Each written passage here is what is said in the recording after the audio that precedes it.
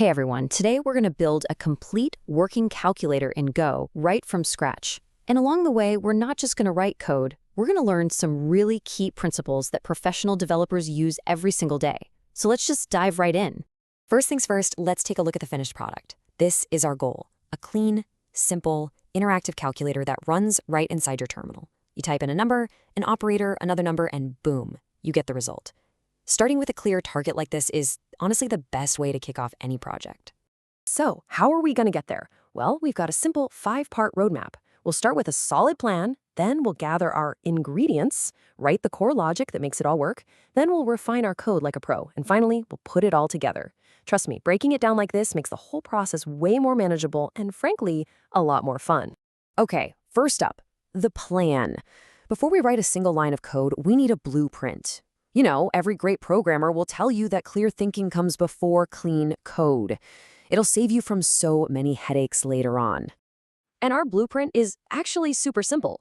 Think about it logically. The program just needs to do these 5 things in this exact order. Ask for the first number, then the symbol, then the second number.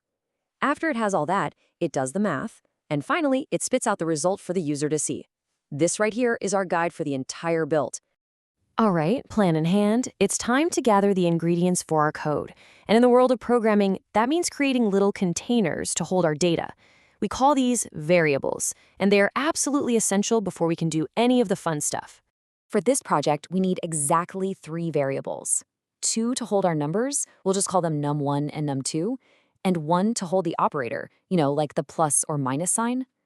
Now, the interesting part here are those weird words next to them, float64 and string. Let's quickly break down what those mean. So we're using float64 instead of a regular whole number or an integer. Why? Because float64 can handle decimals. This makes our calculator way more useful.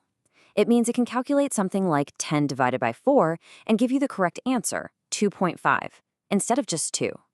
It's perfect for stuff like prices, or really any kind of measurement. And the string data type? Well, that's just for text. It's how you store anything that isn't a number, like a username, a message, or, in our case, the actual plus, minus, multiply, or divide symbols the user is going to type in. It's probably one of the most common data types you'll ever come across.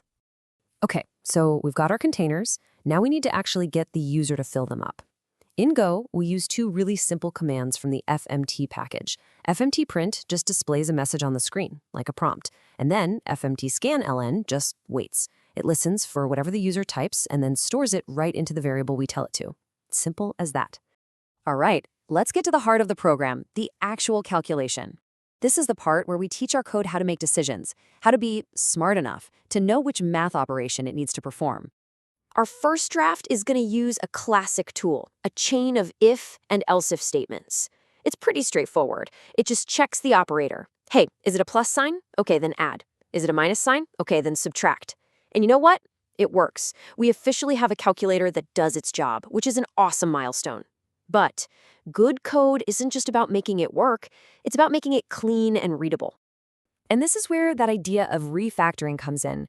Instead of that long, clunky if-else chain, we can use something called a switch statement. It does the exact same thing, but look how much cleaner it is. It just takes our operator and checks it against each case.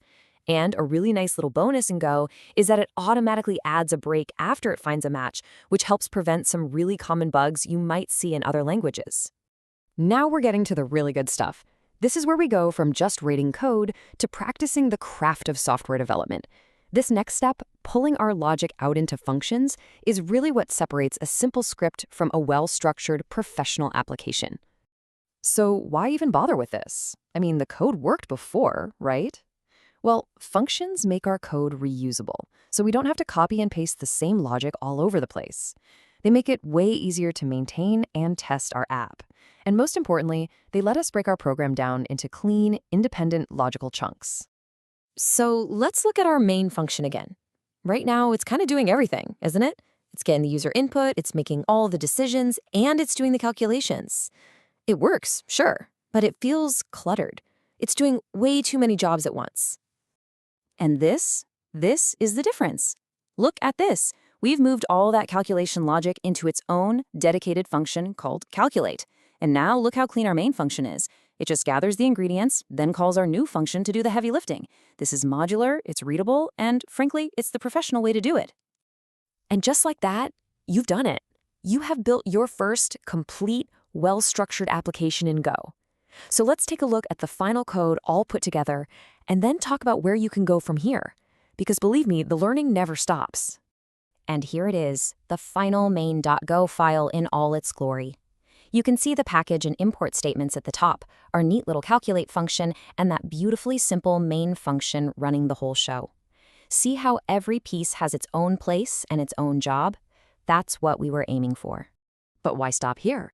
A fantastic way to really make these concepts stick is to build on what you've already made. You could try adding a loop so the calculator keeps running over and over. You could add some error handling, maybe to prevent somebody from dividing by 0. You could even add new operations like exponents, or maybe store a history of your calculations. And that really brings us to the most important point of all. Watching tutorials and reading is great, but the real learning happens when you get your hands dirty. The best way to learn programming, without a doubt, is to build real projects, just like we did today. So I'll leave you with this final thought. Our little calculator was built using just 3 fundamental tools: variables to hold data, conditions to make decisions, and functions to keep things organized. Every single complex piece of software you use, from video games to websites, is built from these exact same simple concepts. So the real question is, what bigger problems are you going to solve with them?